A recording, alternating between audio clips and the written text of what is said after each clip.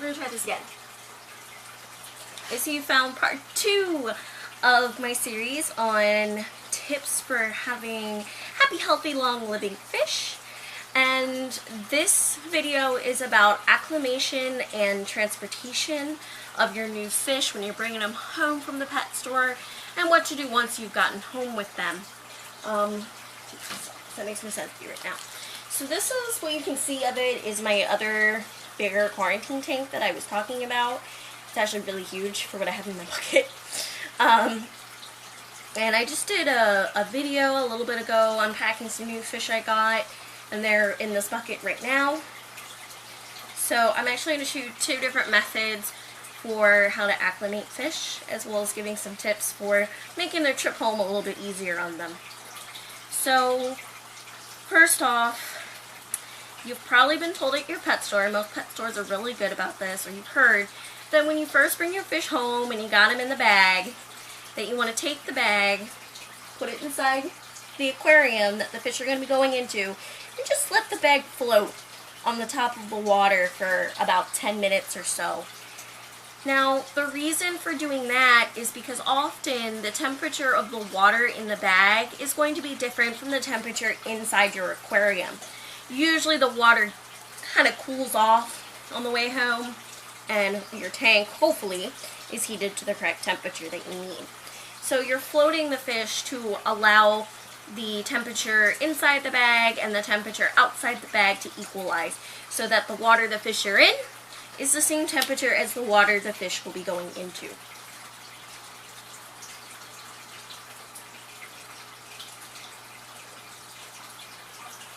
So that's the reason why we do that, okay?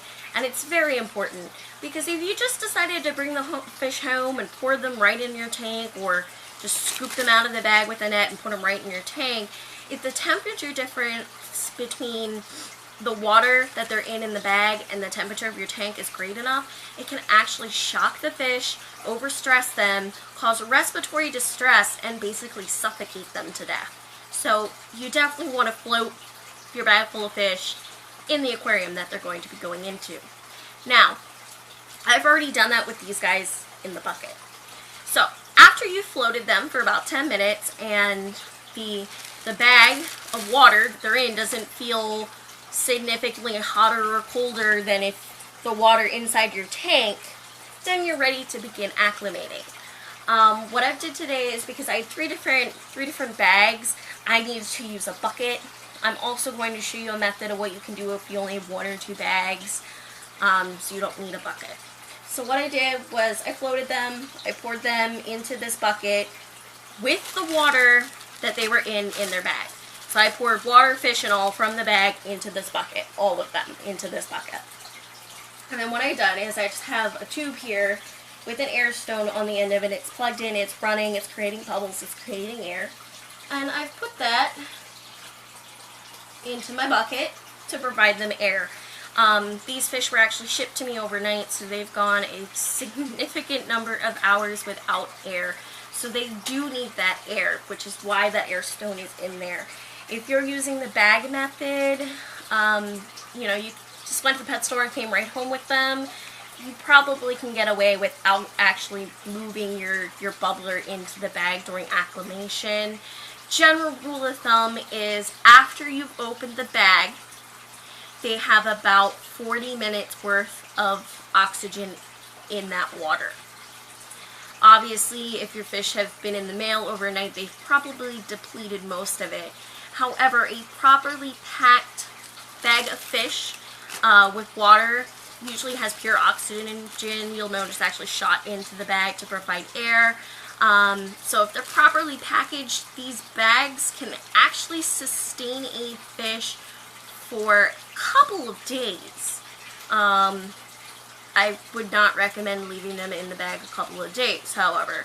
The quicker you can get them home, out of the bag, acclimated, and in your tank where it's properly heated, you got clean water, and you got the bubbles going for air, the better for them. Okay? So that's why I got the air running. I do encourage that you use that. Obviously, if you're putting this bubbler right into a bag, it's going to create a whole heck of a lot of current. So I suggest putting a control valve so that you can make the rate of the airflow really, really slow, so it's not, you know, pushing your fish against the sides of your fish bag because there's so much current made by it.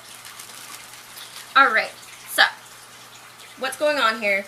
Got them in the bucket with their water, with the air going after they've been floated. So now all that I am doing is I have a cup here. I just save the little beta cups when I buy betas and use that. Like the red Solo party cups, both coffee cups, just have to be a special, you know, little 2-ounce sauce container, whatever you want to use. So take water, you want to scoop it out of your tank, and then gently put the water into the bucket containing the fish. And what I'm doing is I'm actually running it down along one of the sides of the tank and pouring the water in slowly so that it doesn't create a big splash or a lot of current, which can scare and stress the fish further. So I'm actually putting the cup like straight against the bucket here so it flows down very smoothly. Do not put the cup, actually submerge the cup or let the cup in any way touch the water inside the bucket, because what you're going to do then is any parasites or fungus or anything that is on those fish that they've been exposed to that is in this water, you've now contaminated onto your cup, and you're going to transfer it into your tank the moment you scoop more water out. So don't do that. So why am I acclimating? Like, why am I doing this process? You're probably like, why can't I just pour them in there or just scoop them out with a net and throw them in the tank? You know, the water temperature is the same now. Well, your water temperature might be the same now, but your water chemistry is probably very different than the water chemistry at the pet store. For example, you know, the ammonia levels could be different, the nitrate levels could be different, maybe you have hard water and the pet store had soft water, could be the pH is different. And all of these things, if you suddenly change them, again, can overstress the fish, cause shock, cause them to go into respiratory distress and die. So you don't want to rapidly change the environment or the water that your fish are used to living in and cause them to die. So that's why we're acclimating. It's just the process of gently and slowly getting them used to the differences in the water they're used to and the water of the tank that they're going into to prevent that stress. So I'm scooping in water from my tank roughly every 5 minutes. And since I'm doing this in the bucket, I want to wait until I've at least till I have about 75% more water than what I started with, so that, you know, most of the water that in that bucket by the time I move them to my tank is tank water and not what they're used to. So by that point in time, they're going to be very used to what it is in my tank that they're going into. Do not pour any of the water that your fish came into your tank, because as I mentioned in my quarantining video, the water at the pet store has been exposed to all sorts of different species of fish that would never come in contact in the wild. There's tons of fish going in and out of there every day, coming and going. So that water, I guarantee you, has been exposed to any number of parasites or diseases in a single day. So you don't want to take that contaminated water that's been exposed to all kinds of diseases and put it in your tank. One of the best things you can do for your fish is getting them out of that contaminated water, that water that's been exposed to pathogens, getting the fish out of that and getting them into clean, healthy water that has not been exposed to any diseases or parasites. That is a huge prevention technique for your fish to prevent them from actually getting sick of anything that they have been exposed to in the pet store. So do not put any of the bag water into your tank. Do not do it. Like I said, you need to use the water during the acclimation period, but then you're going to net the fish out and into the tank so that that water is coming in very minimal contact with your tank water. That's why I said you don't want your cup to come in contact with the water that was in the fish bag. Again, cross-contamination. So now, how do you do this in the bag? It's really simple, actually. You're going to take your bag you got from the fish store after you floated it. You're going to open it up. And when you open it up, try not to open it by cutting it. Try to either unknot it, or a lot of pet stores are now using rubber bands. Just cut the rubber bands off. You want as much of the full bag as you possibly can for this. So you want to open it. Once you open it, you want to roll down the top of the bag a couple of times.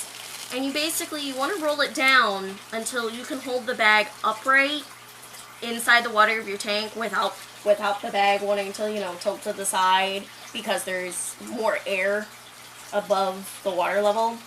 So you're going to roll it down until you can hold it, and it'll stay upright while you're holding it in the water. Then, you're going to take a clip of some sort, a clothespin clip, a clamp, or this here is a paper binder for large stacks of paper. You're going to put it inside the water, standing upright. I'm doing it on the outside for demonstration purposes. And then you want to clip it to the bag that stays held upright inside your tank. Clip it either to the little lip part of the lid to your tank, or you might have to take the whole lid of your tank off and clip it actually to the frame of the tank. Any way that you can get your particular clip on there that it's secure and it stays put in the water. And then at this point in time in the bag, before you start adding any water, when you first get them in the bucket is where you would add the Beta Revive I talked about that I used during acclimation. You would add a single drop, usually is enough. Mix it in, swirl it a little bit with your finger, then wash your hands and let the fish sit for an additional 10 minutes before you start adding in water. And then, so if you decide to do that, that's when you do it. And then what you're just going to do, again, is you're going to take your cup, scoop out some water, and gently pour it into the bag about every 5 minutes. As your bag starts getting full, you can kind of unclip it, unravel parts of the top of the bag, put it back in. If it's still getting too full, you can actually take your cup, get one that's small enough to fit in the bag, put it in the bag, scoop it out, scoop out some water, pour it in a bucket, and then you can add more, and I take out a lot. But as I mentioned, with cross-contamination and really not wanting to have the cup come in contact with the water, what I do instead is I unclip the bag, hold it upright, try not to jostle. I squeeze it closed and just pour into a bucket a little bit of water out while making sure none of the fish escape, and trying to jostle them around minimally. And I'll pour out usually half of what's in there and then continue adding fresh. And if you use the Beta Revive, what this is also doing is it's also diluting that medication, so that when you do net them out of this water into the tank, they're not being shocked by the sudden lack of medication in the water. Again, real gentle. You don't hear me splashing when I'm pouring this in. Do not be alarmed or surprised if when you first get your fish home, during the acclimation period or right after you put them in the tank, if they kind of lay on their side a little bit, maybe their fins are down, maybe they're breathing heavy because, they're scared, they're nervous. They might just sit on the bottom and not really move a whole lot for a little while. That is normal signs of stress in a fish. It's highly normal. Don't be alarmed. Usually after the quarantining is over and you got them in the tank, just walk away from the tank. Avoid having any loud noises or walking past the tank that there's going to be any vibrations near the tank. Turn out lights. It's the daytime, close up your blinds so it's nice and dim in the room around the tank. And just let the fish be in dark and quiet for several hours and then after that time they'll usually start, you know, perking up. Their color will start coming back. They'll start exploring, checking out the tank, and looking for food. A note on food: you do not want to feed fish for the first 24 hours after bringing them home. The shoshling around is usually kind of hard in their stomach, and it can cause them to get bloated or sick or vomit if you feed them too soon after you have transported them. It's the same thing if you're actually mailing fish to somebody. Do not feed them for 24 hours before you're putting them in that shipping box, because it will make them sick to their stomach. So tomorrow morning, these fish can get their first meal, the ones I'm acclimating. Alright, so I think that pretty much wraps up the acclimation process. Do remember, as I mentioned, in quarantine, you know, you don't want anything on the bottom, so you can, you know, watch to make sure the poop's normal and that they're eating the food off the bottom. But make sure there are places for the fish to hide.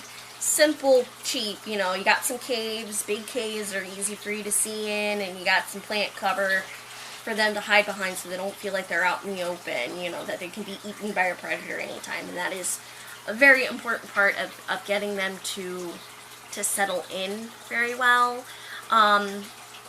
Another important factor for helping new fish settle in is once you do move them from the quarantine tank into the permanent tank, it really helps to put them in like a dip and pour or a breeding net, something where you can actually have them inside the water where the other fish can see them and they can see the other fish, and you leave them there for you know, 10-15 minutes as a way to kind of like introduce the fish without them being able to get at each other. Because sometimes out of just fear, the new fish or the existing fish will just go after the new fish because they're scared or they're nervous, or they want to be like, hey, what are you doing in my territory, you know? So it's a good way for them to kind of get used to each other and get used to each other's presence and kind of sort of hash out some dominance issues without them physically being able to get at each other and harm each other or chase them all around the tank. So that way when you do put the new fish in the tank, you know, the older fish are just kind of like, oh hey, I know you, and they won't go wanting to chase after them right away or go up and like sniff them or bug them or anything immediately. Another thing that's very helpful is if you move around all the decorations in your tank when you are introducing new fish to your existing fish. And what this does is it confuses your old fish.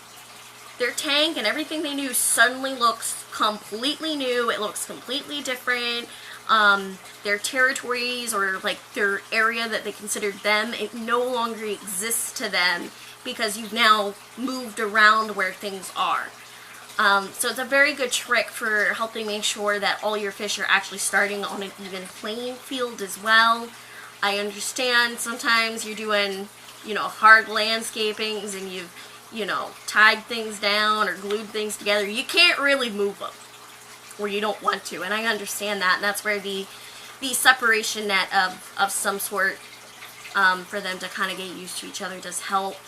It does help to add a new piece of decor, a new cave, or a new plant, to add an additional hiding spot for every single fish that you're adding. That helps, just putting in a new piece of decor or removing a piece of decor. Again, kind of helps confuse the older fish a little bit, even if you're just taking something out or putting something in temporarily to give the old fish something else that's new in the tank to focus on, to draw their attention away from the new fish. You can just leave it in for a couple of days and then take it out if it's not something you want to be a permanent change or fixture to your aquarium. Alright, so that's acclimation. Like I said, I want to talk about transportation a little bit because obviously you gotta go to the pet store or get them shipped to you and transported to you before you're getting home to this acclimation stage here. Oh, my one guy's starting to move a little bit more. That's a good sign. So there's a couple of things you can do. Now, remember how I was talking about sudden changes called shock? That means if it is, you know, very hot outside, you know, very warm outside, or it's very cool outside, that sudden change from the temperature of the water and the temperature of the pet store to suddenly going outside and getting blasted with warm or cold air can really stress the fish and, again, shock them to death. So in order to help prevent such a sudden change in temperatures when you go outside, if it's cold outside, you got a jacket or something, take the bag, hold it, take it and put it like up under, like around your stomach, your side, you know, hold it close to you and pull your jacket up around the bag and hold your jacket up over the bag. So you want to have that bag close to your body heat under the under your jacket or your sweater, you know, pull your sweater up over it. And that's going to help keep the water warm. It's going to help keep the environment around them warm so the water temperature doesn't suddenly change with a blast of cool air in the winter or the fall. If it's hot outside, obviously that's a lot harder to fix. So what I personally do, what I love, is in the summer, go to the dollar store, go to Walmart, get yourself a foam cooler. Super cheap. Super, super cheap. This was actually something that I work at a pharmacy, had medical supplies in it, and they let me take home for free because they're going to throw it out. But you can buy something like this, the small little foam coolers at Walmart and whatnot, for just a couple of bucks during the summer, at the dollar store. So get a cooler like that has a lid, obviously. And you're going to take this to the pet store with you, and you're just going to put your fish in it. I have a couple of, like, little dividers that are cut. They're the width of, you can see, maybe kind of, they're the width of the cooler. So I can put the fish in there, and then set these up to make sure that the bag is staying towards one corner or one side. And then just take some newspaper with you, or usually they have flyers laying around and pack in, you know, just pack it in around the cardboard, the other side of the cardboard, to prevent it from falling over. And, I mean, you could use just newspaper even. You don't need the cardboard or whatever. Just newspaper to pack in there to prevent the bag with your fish from, you know, falling over, sliding over, shushing around so much. You're going to put them in here, and this is good for hot or cold weather. The styrofoam is an insulator, so it's going to help keep and regulate the inside temperature, keep that inside temperature the same as the temperature inside the store when you opened it. Keep the lid closed until you get home. Do not open it in the car, which is going to introduce that hot or cold air. But this will insulate and keep out the cold air or warm air. So it's going to only allow the water to change, the temperature of the water to change very gradually, because it's going to keep most of those elements out. So this is what I take to the pet store. You can just leave it in your trunk or whatever if you want. But like I said, for cold weather, just put them under your sweater or under your jacket. But the cooler is really the only thing you can use for warm weather. So that's very important. Do make sure you try to keep your bag upright. If you can, hold both the top and support the bottom of the bag, because sometimes these bags rip. Bottom will give out if there's too much water in it and you're not supporting it. Keep the bag upright. Try not to be shaking the bag around a whole lot, or, you know, if you got it tilted on your side, which for some fish is going to be good, honestly. Tilting it on its side, if it's small fish, is going to give them, they'll be able to now swim the length. It's going to be the same amount of water, but they're going to have more room to kind of spread out from each other and kind of, like, you know, exercise. Versus if it's upright, they can basically swim in a circle up and down, and it's, you know. So if you lay it over on its side, and you may want to, depending on what you have, do so very, very slowly. So put the bottom down first, so that it's nice and supported, and then just slowly tilt it down. Don't just, you know, grab it and just go whoop. You're going to give your fish a headache. You're going to make them dizzy. So don't do it. So that's pretty much, I think, all the transporting tips, honestly. You know, keep them upright. Don't shake them. You don't want them splashing around and getting knocked into the sides of the bag. Float them when you get home. Make sure you acclimate them, and don't put any pet store water in your fish tank. Alright, so that's pretty much the basics of acclimating and transportation, and it's, like I said, it's all to, you know, gradually baby step your fish into getting used to their environment, their new environment, getting them used to the changes in water chemistry, the changes in temperature, you know, making sure you're doing everything, everything gradual and not all of a sudden, which can cause undue stress and cause them to die or get sick and then die from that. So acclimating and floating is very important, and just trying to reduce stress when you are transporting them. I don't think I have to say this, but I'm going to say it anyway. Keep your bags of fish out of direct sunlight. Do not place them directly in front of where the AC in your car is coming out of. Keep them in a as dim lit of an area as you can. Bright lights right away when your fish is already stressed is going to cause them more stress. If you have any questions, put them down below.